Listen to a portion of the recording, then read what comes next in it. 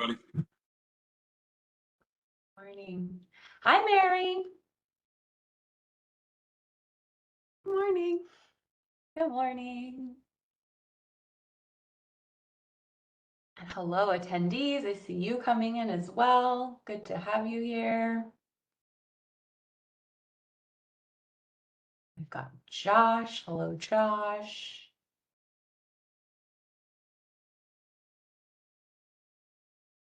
I'm going to start sharing my screen in just a moment so that people can come into this opening page.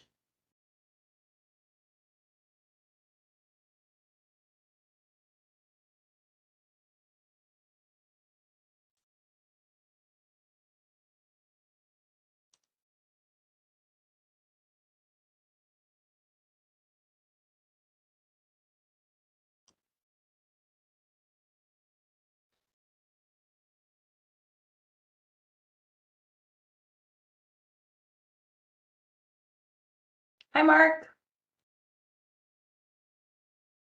Good Hello, morning. Alan. Good morning. How are you doing? Doing good. Good.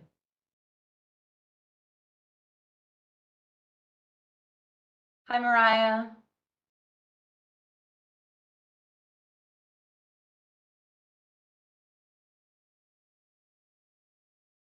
Morning, Elaine. I think we'll just wait another couple minutes. I know this was a very last minute app, so I'm not sure how many folks are going to be able to join in real time today. We'll make sure to give people a few moments. Hi, Nikita.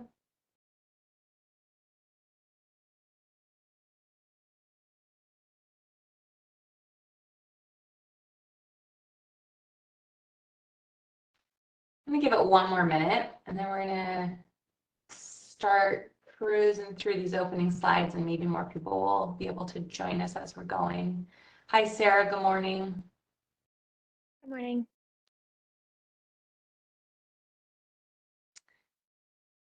Okay, I'm gonna start us off. So I'm Lauren Rosenstein. I'm the Community Equity and Inclusion Analyst for the Oregon Department of Energy. This is a newly added meeting for the Environmental Justice and Equity Working Group for the Oregon Energy Strategy. And today we're going to be focused on our what if scenarios. Just quickly, here's how to use WebEx. This is a very busy slide. If you need help, please do message the Planning and Innovation, the host, and Abby's on the other side of that and she'll be able to help. And then if that isn't working for any reason, raise your hand. And if that's not working for any reason, please email me and we'll try to get you sorted. Hi, Sylvia. These are the same group agreements that we've been working with each time that we've met. Just remember that we're all here to engage with one another and to listen to what each other is saying. We might not necessarily agree all the time, and that's okay. We're here to have a robust conversation. So here they are again. Hi, Alma. Good morning. Here's our agenda for the day. We're going to do our welcome in the chat, then we're going to dip into the what if slides that we touched upon last time at the very, very end and didn't have enough time to get into. We're just going to free flow it into our conversation and then we'll wrap up by 11 a.m. today. All right, at this point, I'm going to turn it over to Ruby to, oh, sorry, I forgot about our introductions in the chat. If you wouldn't mind popping into the chat, your name, your pronouns, if you're comfortable sharing them, where you are geographically, and I don't know, maybe how you like to close out summer, because we're around in the end of it over here. Thank you all for being here. And while you're doing that, I'm going to pass it over to Ruby for real this time. All right. Hello, everyone. Nice to see you all back here. So we're picking up kind of where we ran out of time in that last meeting on getting a good understanding of the modeling and then trying to understand how we can translate some of the what if questions that we're starting to ask into actual scenarios that the model can run. So there was, just as a refresher, there are five scenarios that we're looking for. A lot of the working groups have been giving input, so we'll look at some examples in a moment. But this slide here is just to give an overview of how you can go from this kind of what if question to an actual scenario. So one example of a what if question could be, what if consumer adoption of heat pumps occurs more slowly than expected? So this is just an example. This is not what is currently in Odo's reference scenario, but if the reference scenario had 100% sales of heat pumps by 2035, then your scenario that's looking at slower adoption might say, okay, what if we just had 50% sales of heat pumps by 2035 and through 2050?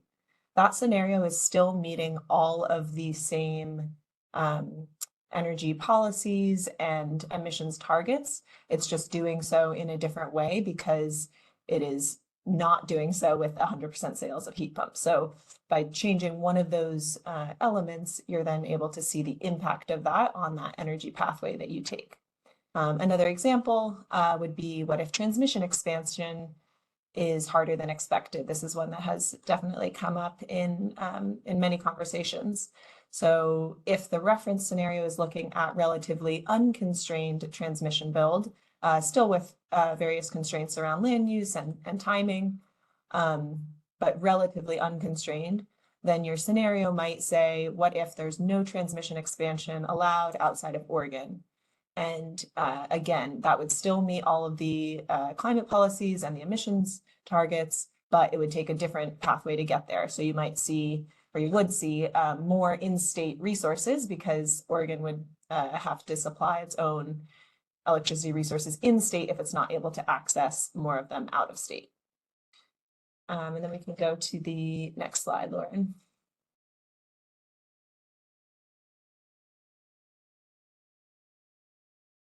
I think it might be a little slow, but I'll wait for it. All right, I think it's delayed again. No worries. I believe it's coming. Let's There try. it is. So here are a Did it few go? Oh, or more than. Yeah. it's gonna come. Sorry. No worries. A few examples from that have come up in other working groups. So that top one is kind of connected to the example I gave about heat pumps, but what if electrification of transportation and of heating is delayed? And that again would be compared to what is in the reference scenario. What if there's more energy efficiency or more distributed energy resources, more load flexibility? What if natural gas continues to be used in buildings? Again, the same example about transmission. What if it cannot be built? What if nuclear power were allowed to be built in Oregon? What if there were more load growth from data centers and cryptocurrency mining? What if hydrogen end use markets do not develop as quickly as anticipated? Or if it's more expensive? And then what if Oregon sets a more ambitious economy-wide greenhouse gas emissions target? So I think some of these are familiar. We just had, we're close to running out of time in that last meeting. And then you've seen these if you were at that last working group meeting with everyone last Thursday. But I think we just wanted to make sure we had enough time to get feedback on that bolded question at the bottom. This is just a sampling. This is not even reflective of the current list that is like everything that has come out of these working groups.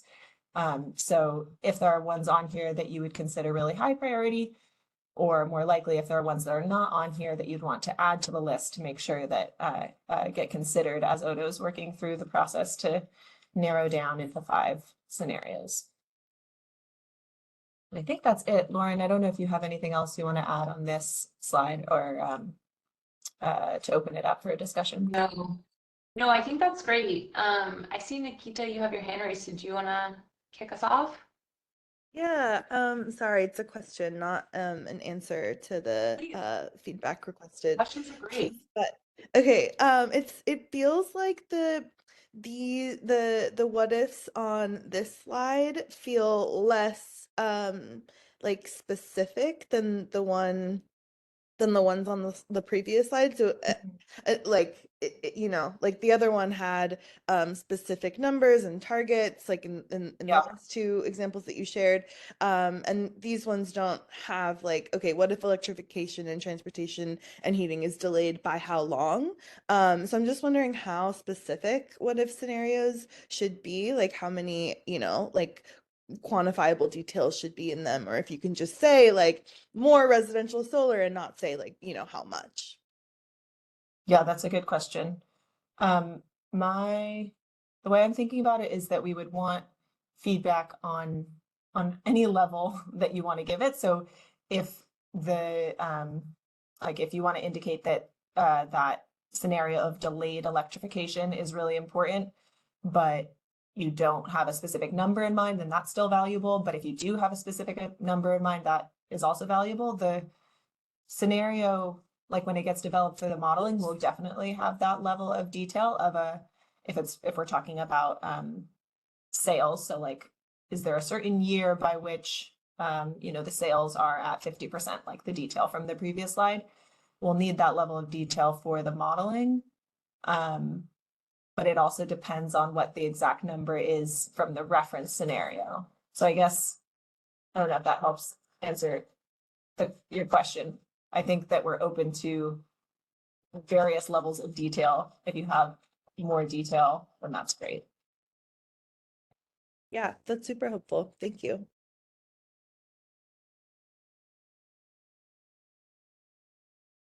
Are there other questions that folks have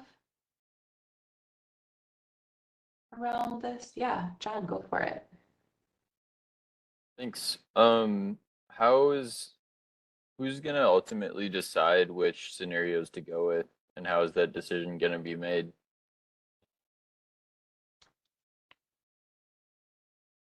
Lauren, do you want to talk about the process at Odo for that? I might actually pass that over to Jessica, and have you talk process. Yeah, absolutely. It's a good question, John. So for the energy strategy, the final decision comes down to Odo, but we want to get all the input from people before we get to that decision-making point. So this is one of the areas where we're looking for input on this. Once we have a list of things, we will assess what we can include, what things are going to be excluded and why. And the way that we'll come up with what can be excluded, the criteria that we built for ourselves is, first is if somebody's asking for something in the reference scenario that is not in line with existing state policy, that would be kicked out, because we said that the foundation of this energy strategy will be existing state policy. So that's one criteria we use. Another criteria would be if we had to decide between two options, and one of the options would be something that was a more near-term decision that needed to be made, and the other option was something that was much later in this, you know, out through 2050 discussion. In that situation, we would probably err on the side of the one that is nearer term.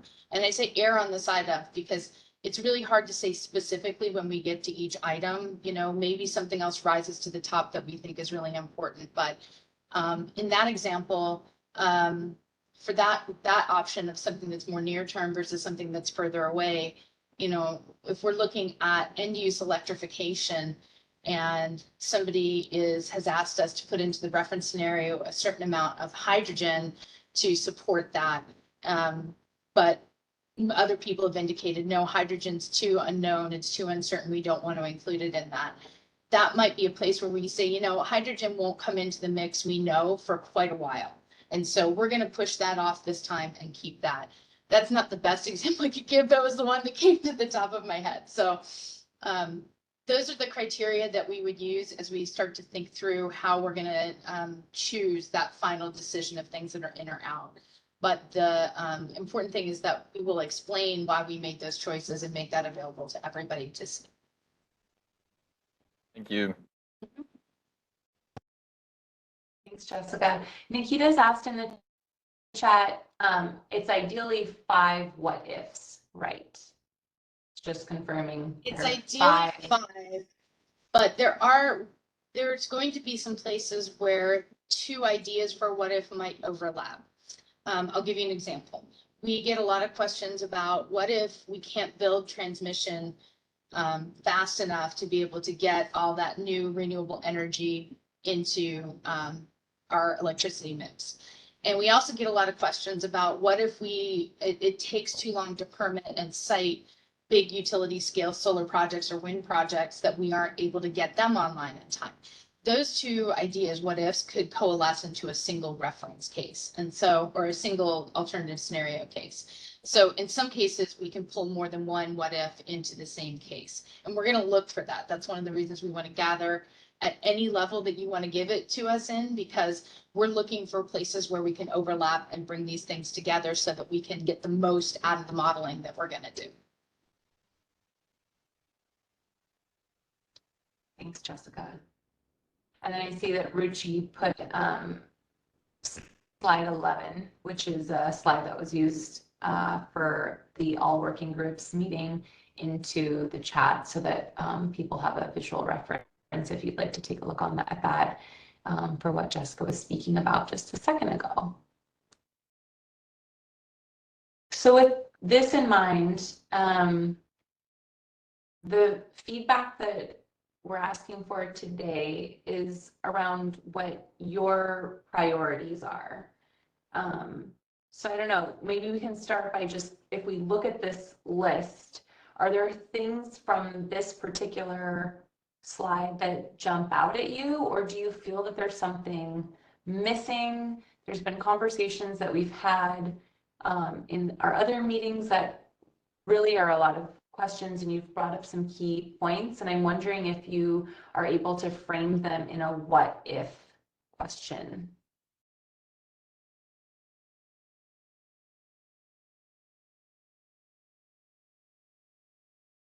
Or if you have more questions, we can also do that.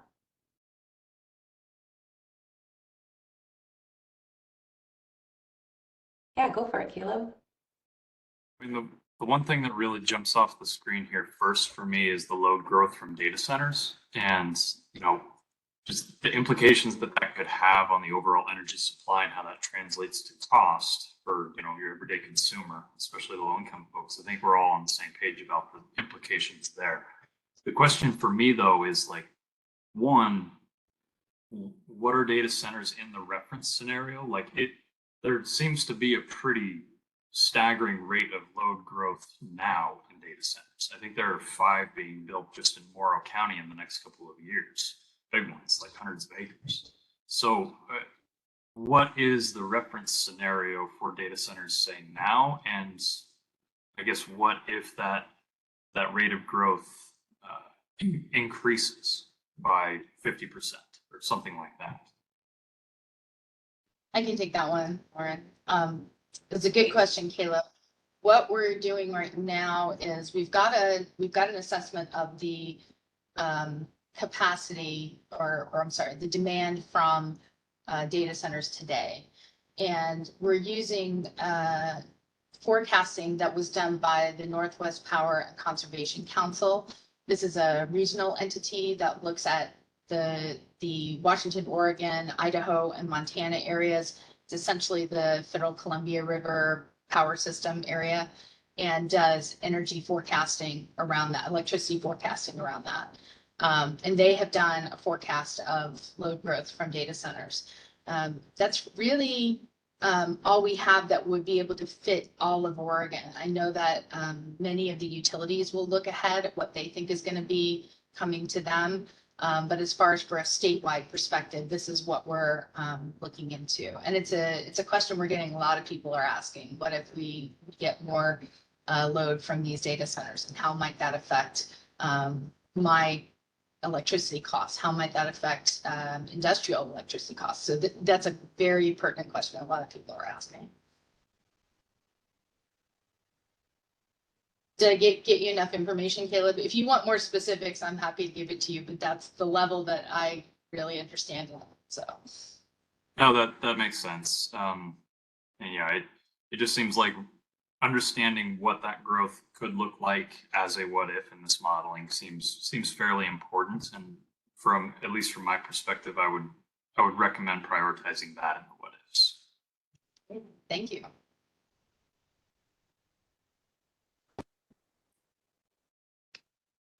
Thanks, Caleb. Are there other, and I know some folks have recently joined us, so welcome.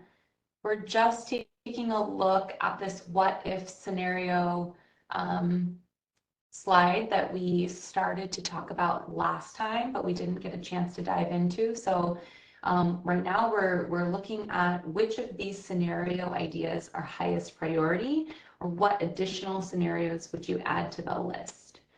So my additional prompt was, we've had a lot of conversations, brought up a lot of topics, and I'm wondering if we can start phrasing those in a what if question.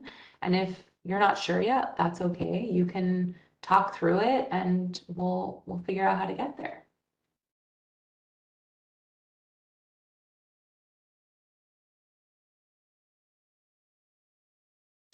Sarah, please.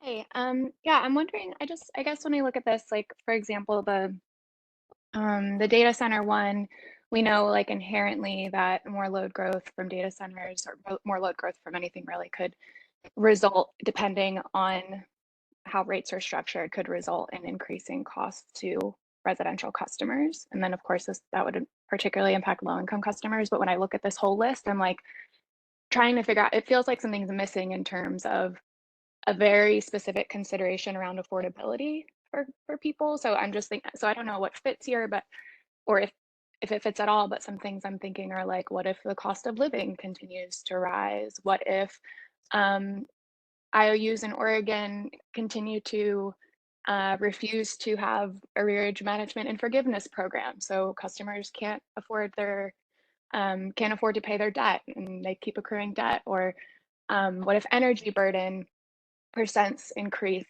continue to increase? I don't know. So those are just things. I feel like there's something that's more specific to the folks that a lot of us are advocating alongside of, that feels kind of missing from here, but I'm not sure how exactly to phrase a what if around it. Thanks, Sarah. So I'm wondering maybe if we could start with where in the Oregon energy strategy process does consideration around affordability come in? Is that a question that we're wanting to ask? Is that a question to capture? No, I think let's ask it. Let's try to, and I don't know if that's a Jessica question or if somebody else would like to answer it on the team. I think Ruby could answer this too. Maybe I'll start and then Ruby could jump in. So the way the model works is economy-wide. It doesn't look at the consumer level costs. So to provide additional information beyond just what the model does, CETI puts together an energy wallet, and that energy wallet looks at costs for different types of energy consumption. So someone might have in their energy wallet their costs for transportation fuel, and their costs for heating fuel if you use natural gas or propane, and their costs for electricity. And what it can show is over time how that wallet changes with the different energy options that were picked in the model. So you get sort of we call it backcasting. It's sort of like, okay, here's where we landed. What would that do to energy costs for the consumer, for businesses? And with this group, what we're hoping to do, and this is where I want to pass it over to Ruby, is to get some information about what parameters we want to put in place around these energy wallets that would be most useful in thinking through how these different options would affect those end costs for people. So with that, I think I'll pass it over to Ruby, who I can't see on my screen, but I'm hoping is there. I'm here, yes. Thank you, Jessica. Yeah, I think that was how I would have answered the question as well, in terms of the distinction between economy-wide modeling and modeling that can get at the level of various rate structures. I think that part of the answer to that is also like wondering if that could come up in the policy conversations in the spring in terms of how you're interpreting results. That's kind of how I see it playing in.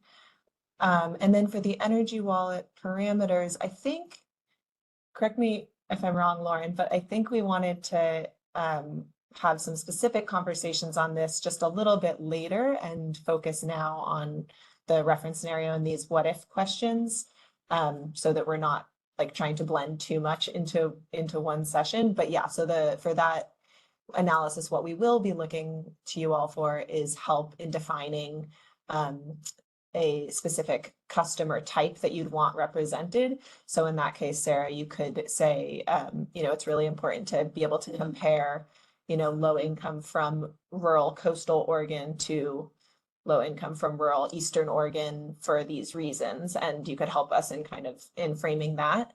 But in terms of these what if scenarios, the modeling is not at the level to be able to answer a question like, what if Oregon IOUs do X, Y, or Z with rates? It looks like you have a follow-up. Go ahead. Yeah, that's helpful. Okay, so my understanding is that because this is like economy-wide, because we can't really get into the specifics here, but we would get maybe into some of those more specifics with the energy wallet. Would a what if we wanted to still get at a what if that was specific to affordability, but like still broadly considering every aspect and every person, business, et cetera, in the economy, would we be able to ask a question like, what if unemployment rates spike? Or what if there's supply chain interruptions to like minerals and metal? Or what if there's a recession or I guess so just trying to get at something that would in some way account for things, all of these efforts towards decarbonization becoming more expensive and then therefore more expensive for people who are already struggling. Yeah, thanks for those really great ideas.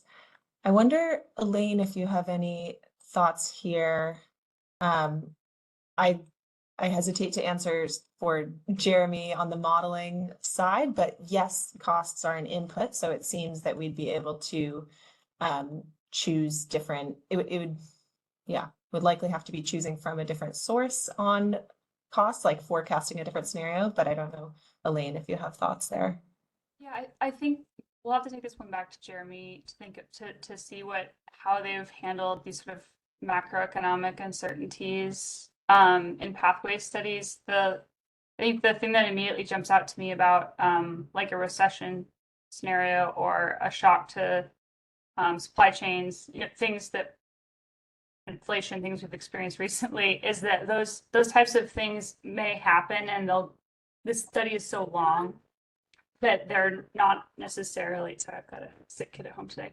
They're not necessarily like going to be like prolonged situations, and you won't be able to forecast or predict when they will happen. And so we'll just have to be thoughtful about like how that might be captured in the analysis without kind of accidentally presuming that we're persistently in that situation over the next 20, 30 years. So I think this is something we should take back to Jeremy. That's really helpful. Thanks, y'all. I appreciate you helping me think through that. Thanks, Elaine. Thank you, Ruby. Sarah. Yeah, Sarah, I think it's an important point, and I think a lot of folks, and specifically in this group, have been trying to think about how that affordability is captured in this preliminary part, right? Because it's tricky in this what if scenario. And so, we really I know it comes in later in energy wallet and in policy, and it will be a great conversation then, but the question keeps coming up of how do we look at it now at this place so it's considered at the very beginning. So I appreciate you bringing it up in this way. John, please go for it. Thanks. I'm curious what y'all think of this. What if it's kind of me trying in my brain to like conceptualize one kind of specific approach to affordability? So I guess you know, in the project-based work that we do at Spark Northwest, a thing that we encounter over and over again is the necessary pre-repairs before you do weatherization, electrification, solar, etc.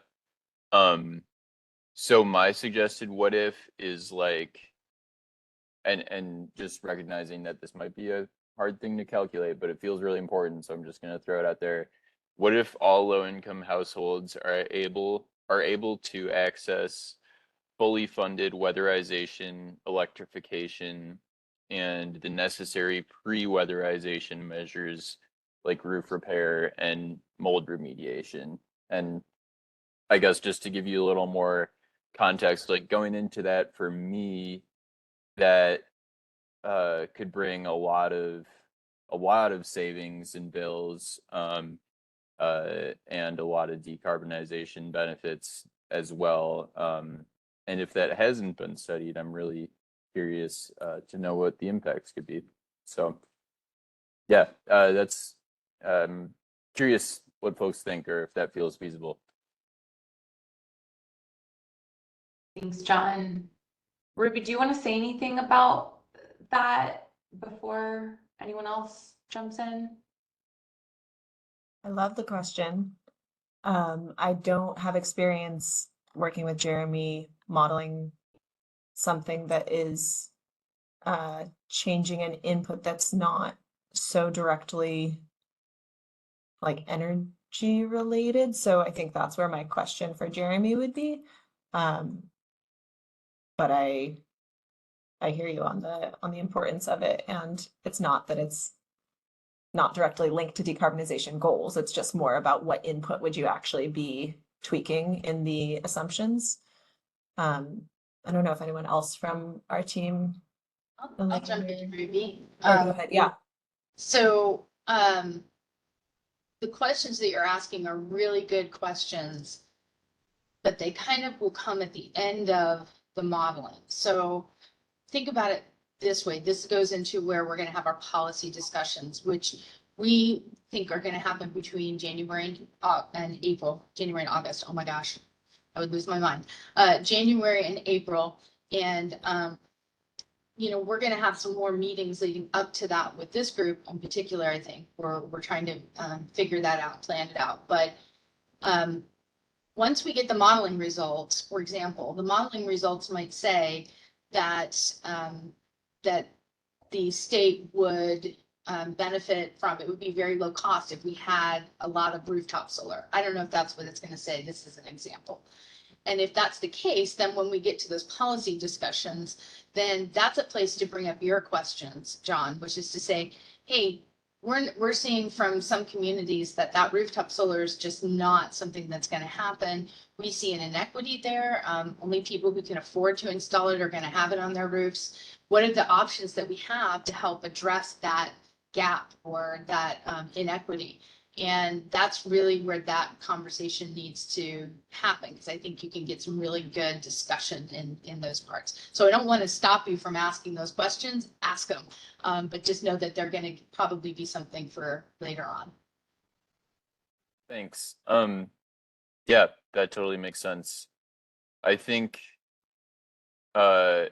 maybe if I could like simplify it even. So I'm really excited and glad that we'll be a part of those policy discussions.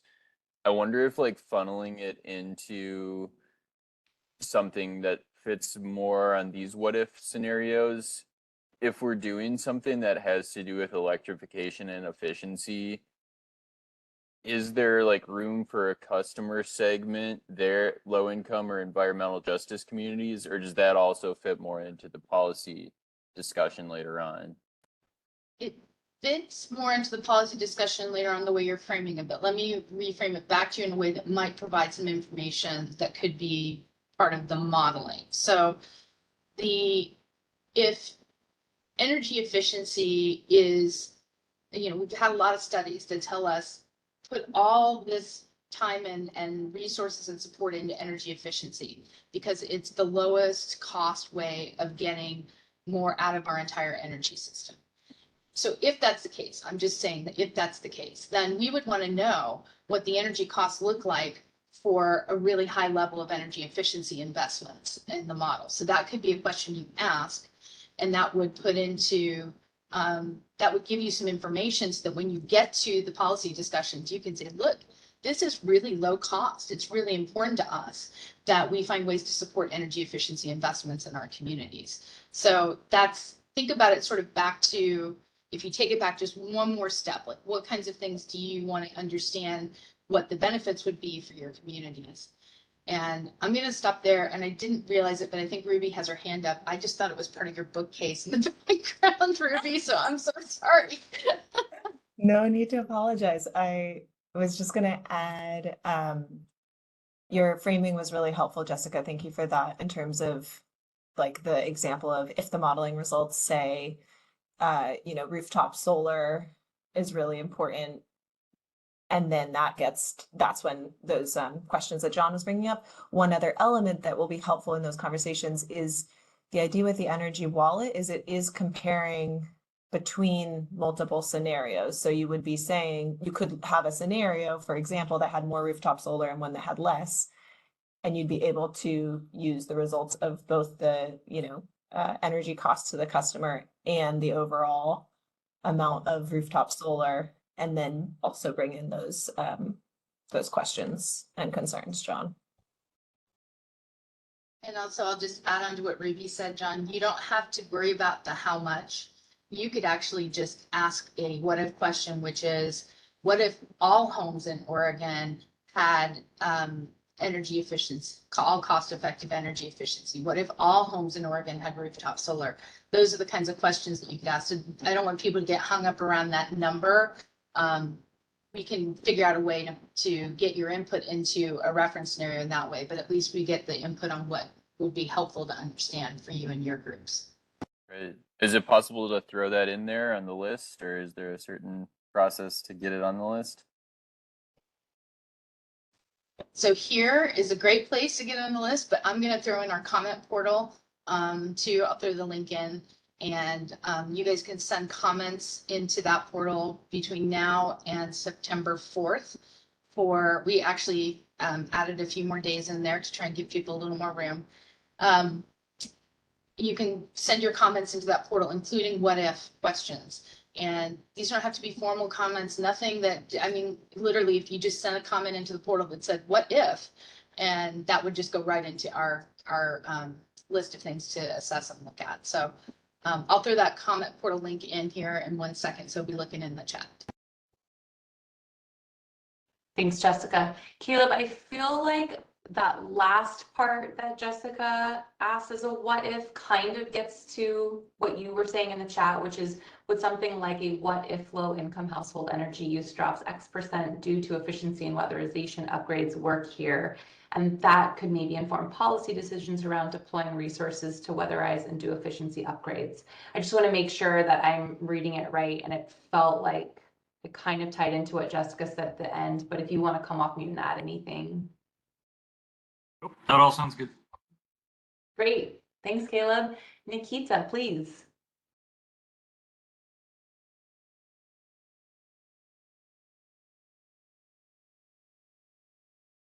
Nikita, if you're talking, I can't hear you. Yes, I was talking. Thanks. There you go.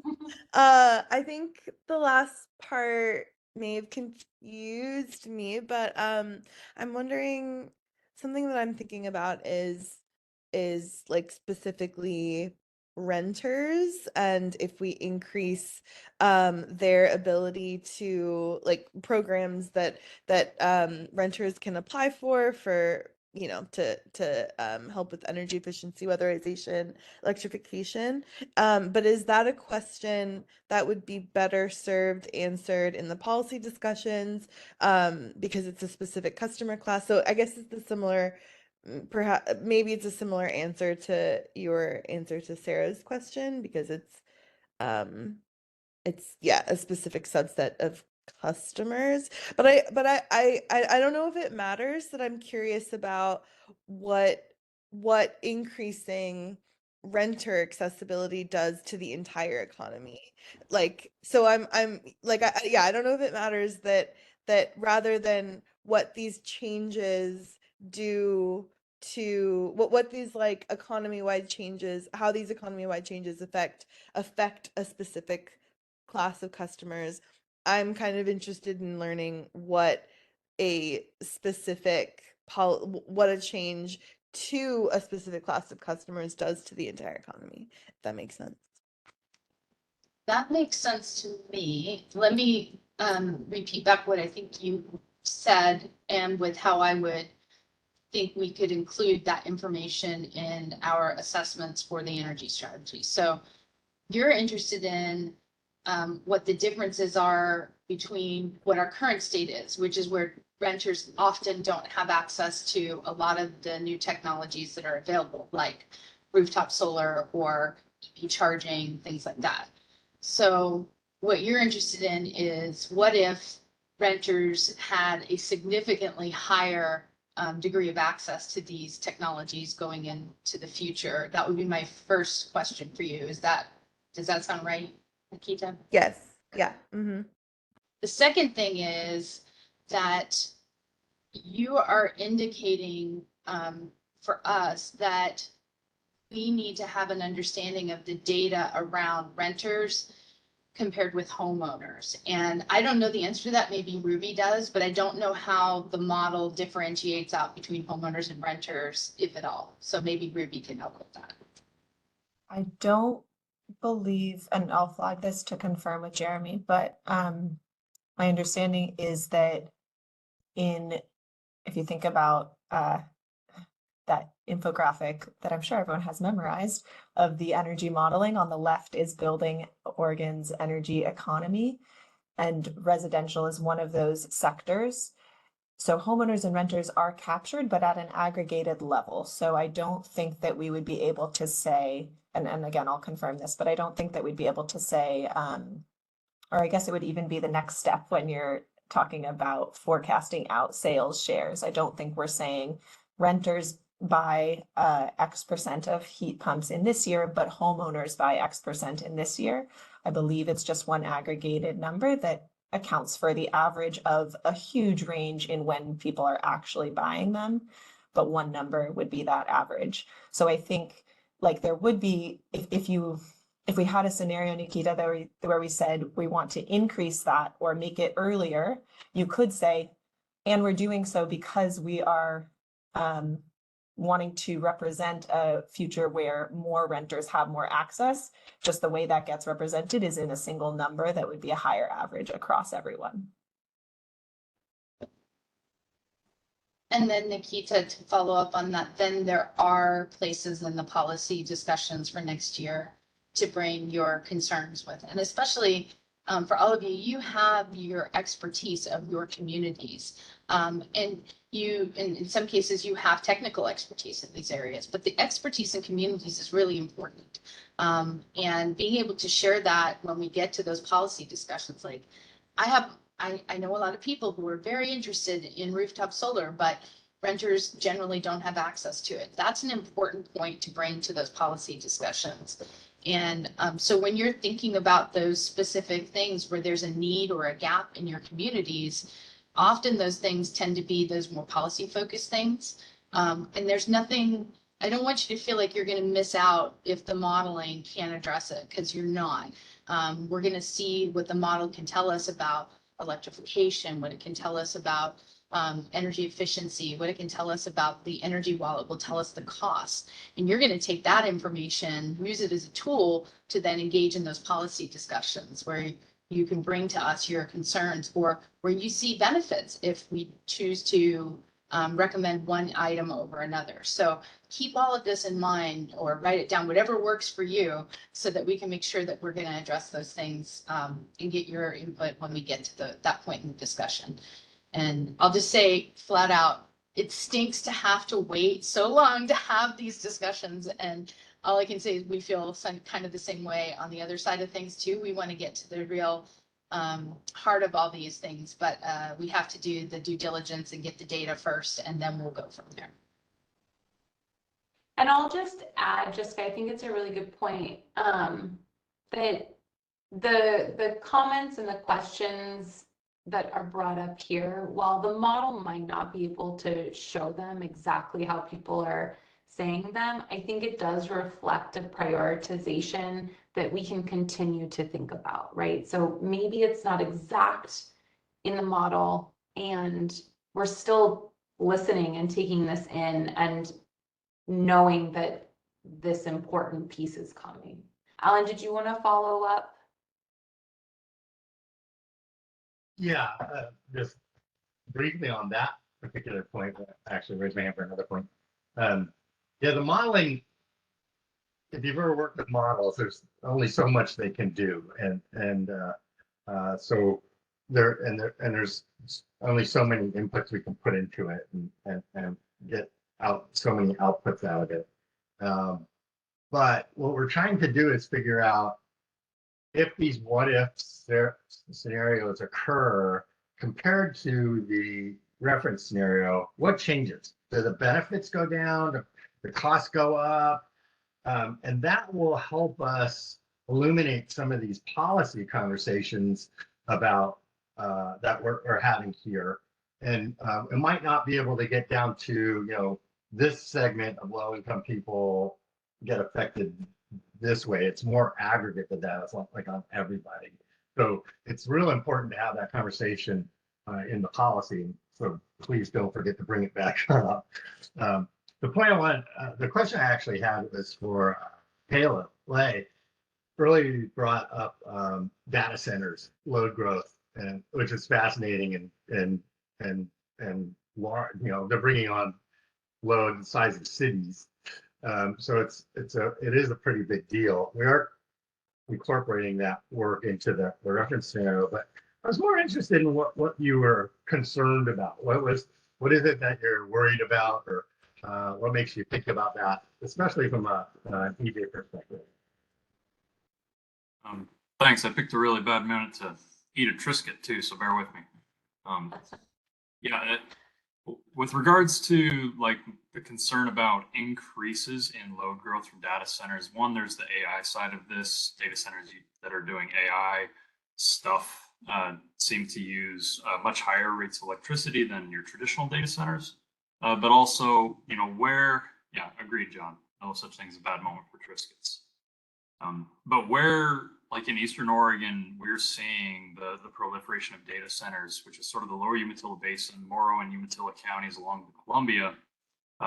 It looks like there's an increased opportunity for development there with the forecasted development of like the Umatilla Army Chemical Depot. There's a lot of land that's going to come open for industrial use.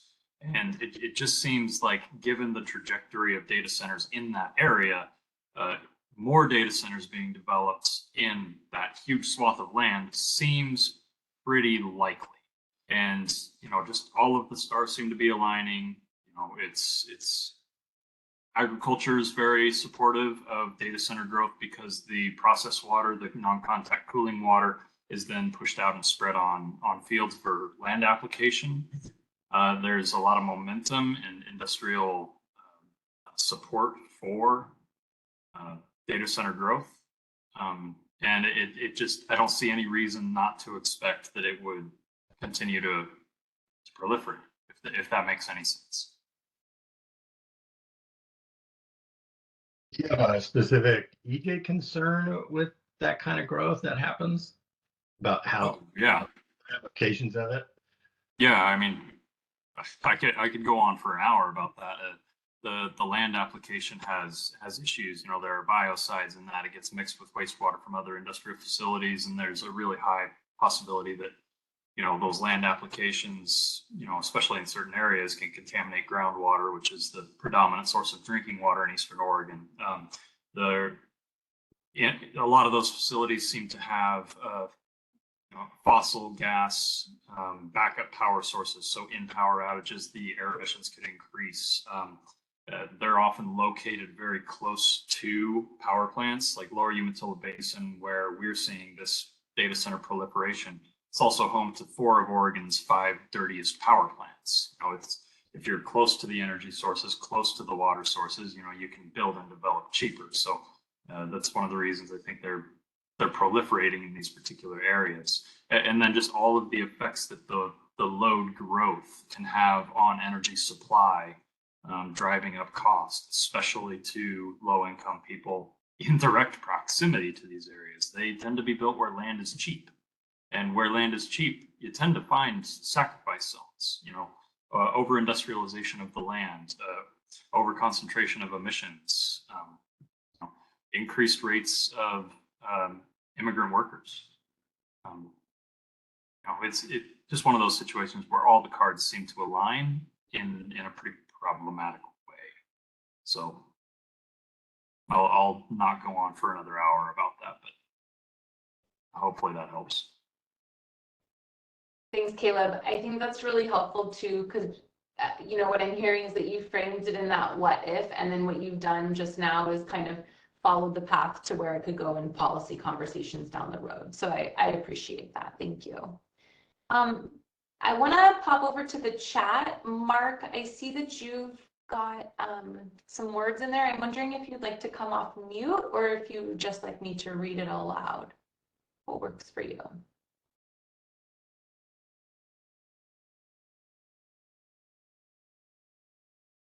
If you're talking, I can't hear you. So I might just read it aloud.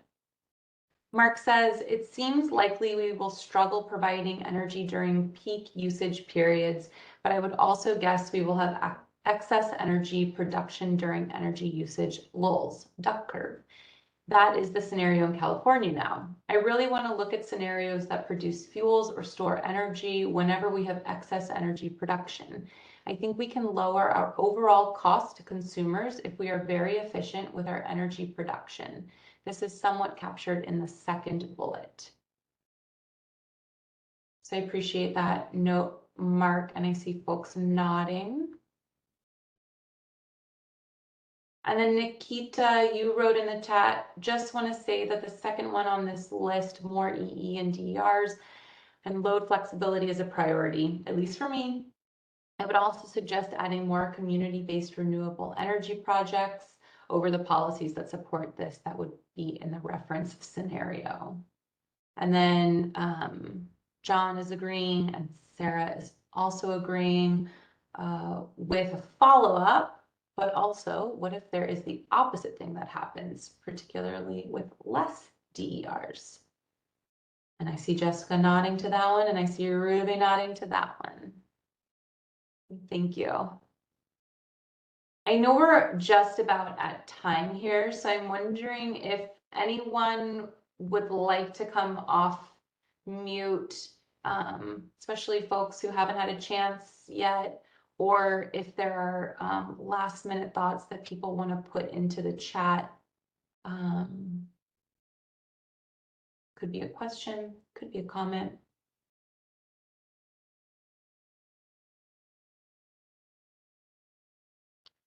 Okay, seeing none. I'm gonna move us along toward our closeout, but if you think of something while I'm talking, please put it into the chat or feel free to raise your hands and I'll zip it real quick so that we can get into the next part. And great, Caleb, thanks for the segue right into it. When should folks in this space expect to hear about the policy conversations next spring? So some of the next steps that I'm thinking about, I'm actually gonna stop sharing. Stop.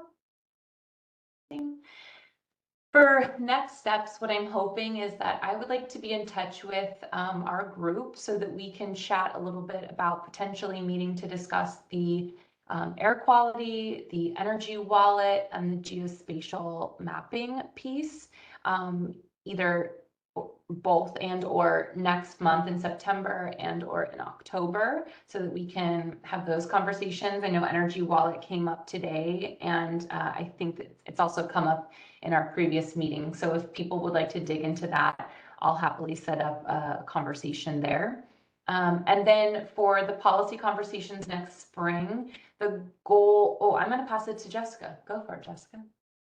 Well, I was just going to build on what you said and let people know that I can't promise this one, but I think we're going to be able to publish tomorrow this table of what is currently the draft scenario assumptions for the reference scenario. And so keeping in mind, this isn't the final, this is your opportunity to look at it and provide feedback. I'm going to share with you the draft of what we think that'll look like. So I don't want people to think this is exactly how it's going to look, but I just think it would be helpful for you to see what we're thinking about. So this is going to be really quick, just to show you what it will look like.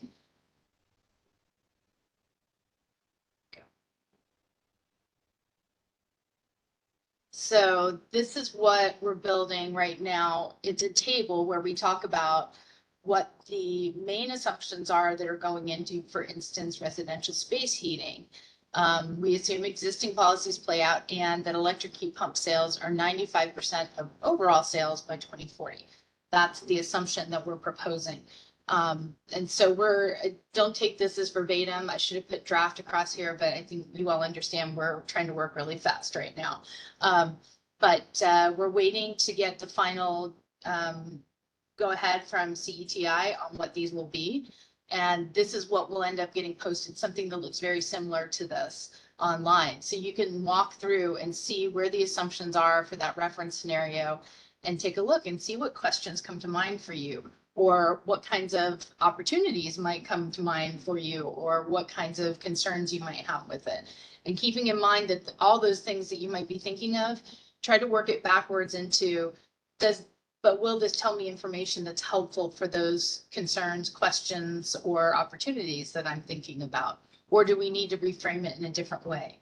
And then, of course, we're doing those alternative scenarios, this alternate ones that will be coming up. So this information could inform what those alternate scenarios might need to look like for you to get some of that information that you want to be able to understand better. So stay tuned for that. We will send out an email to this group as well as the other working groups and advisory group when that's posted. And again, we're hoping for tomorrow. So keep your fingers crossed on them.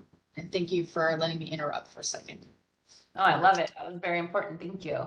The last thing that I'll say is for the policy meetings that will be coming winter, spring, Odo and CETI and Kearns and West, we're all going to be getting together in let's say mid-September, so that we can kind of debrief this whole process and start strategizing for how we can put together the best, timeline and practices moving forward. If you have any thoughts about how this process of engagement and outreach has gone for you, I'm happy to receive that feedback. Y'all have my email address, but I will be reaching out to everyone starting probably at the beginning of next month to just start, actually, I guess it's already basically September 1st. So next week, I'll be reaching out to y'all to start having conversations about the next steps around policy conversations, but also really start focusing on the energy wallet, the geospatial, and the air quality for the next couple of months. Jessica, you want to round us out? I just have one more thing I wanted to flag for this group and to think about questions that you have around the technologies that are coming about, or the resources. Like if you have questions about hydrogen, or you have questions about offshore wind, or you have questions around heat pump, the different kinds of heat pumps, please send those questions in through the portal. One of my other jobs at the department is to help put together our biennial energy report. It's a really cool report. It's really long, but don't let that deter you, because it's written into like really small chunks of information. Some are 2 pages, some are 20 pages. But if you have questions like that, it's part of what we do to put together really high level pieces of information so that people can better understand something. And we love diving into things like that. So please send those questions to us. And if we have already got something, we'll point you to it. And if we don't, that would be great for us to know, see if we can put something together. Great plug, Jessica. I'll send y'all that, bye John. I'll send y'all that the last biennial energy report so that you can take a look to get a feel for it if you haven't seen it again. Thank you all so much for your time and coming together last minute. Really appreciate it. And I'll talk to y'all soon. Thank you all. Bye.